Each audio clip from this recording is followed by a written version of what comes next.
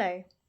Trigger warning mentions emotional harm, unhealthy relationship dynamics, and trauma responses. There are so many videos out there about red flags, and after making a couple of these videos and blogs myself recently, I thought it might be important to touch on why we miss them.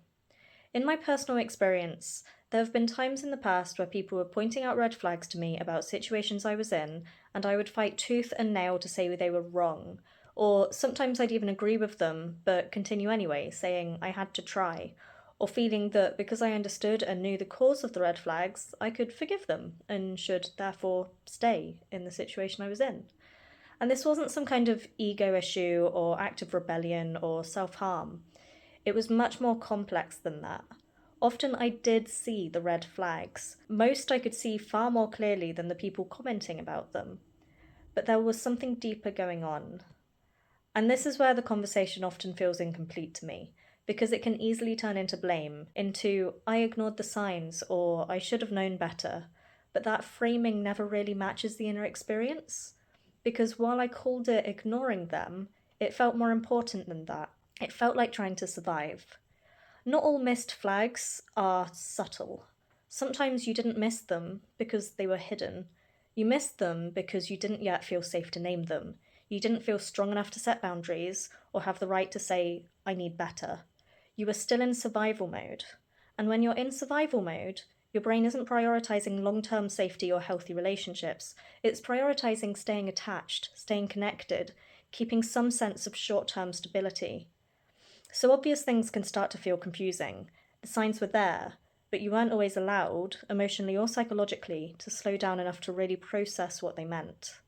And that's why I don't think you missed the red flags is accurate. What was happening was protection. What we call ignoring the red flags is often a trauma-learned response, not always in the dramatic sense of trauma, but in the very ordinary way that our brains learn patterns from past experiences and carry them forward.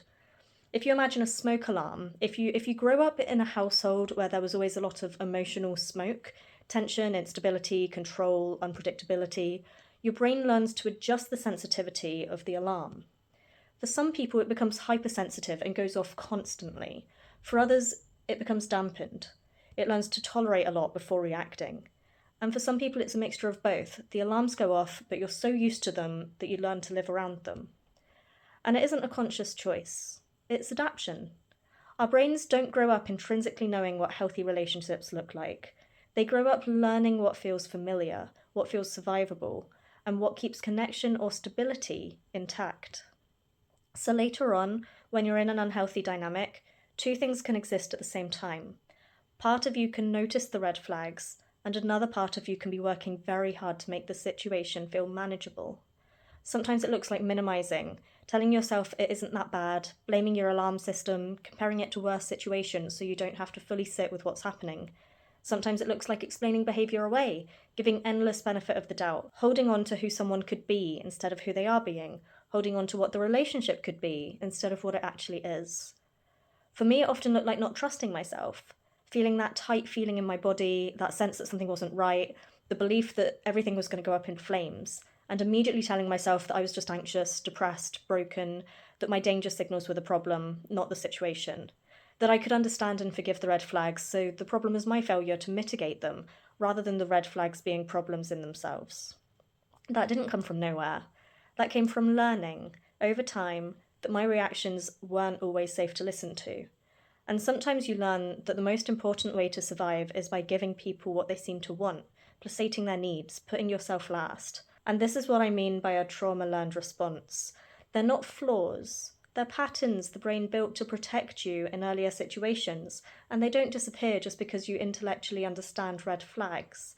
It can feel like the scariest thing in the world to upset someone by placing a boundary. And for many people, leaving doesn't feel empowering in the moment. It feels dangerous. Separating can trigger old abandonment wounds, panic, fear of hurting people, or emotional collapse. So the nervous system chooses what feels safest right now, even if it's not healthiest long term. That doesn't mean the red flags weren't there. It means the brain was prioritizing attachment over clarity, connection over safety. And this is why your past self deserves compassion, not blame. because you didn't just ignore red flags. Your system was protecting you the only way it knew how. Healing, at least in my experience, hasn't been about becoming hypervigilant or constantly scanning for danger. It's been about learning to feel safer in my own body, to sit with discomfort instead of instantly overriding it, and to understand that I don't have to earn connection by tolerating harm. I can forgive why people might be hurtful, but I'm allowed to set boundaries. And it's also been about learning to look back at past versions of myself with compassion instead of judgment, because I can see now that I wasn't choosing badly. I was surviving with the tools I had at the time. And if you've ever looked back on a relationship or situation and felt ashamed that you stayed or confused about why you didn't leave sooner, I just want you to know that you're not alone in that. Understanding this isn't about excusing harm, but about understanding yourself, and that's usually where real change actually starts. I hope this video was helpful, and I will see you again soon. Thank you so much for watching my videos.